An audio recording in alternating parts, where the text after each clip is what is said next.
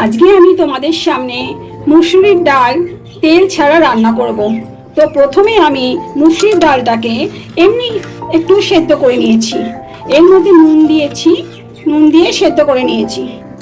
এখন আমি পাত্রটা বসিয়েছি, পাত্রটা গরম হয়ে গেছে।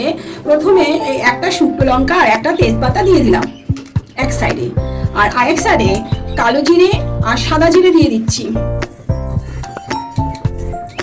আরেক সাইডে আদা বাটা দিয়ে দিচ্ছি, পুরো তেল ছাড়া। একটু হলুদের গুঁড়ো দিয়ে দিলাম, লাল লঙ্কাগুলো আছে সেইগুলো আমি এখন দিয়ে দিচ্ছি। এখন আমি ওই মুসুরি ডালগুলো দিয়ে দিচ্ছি।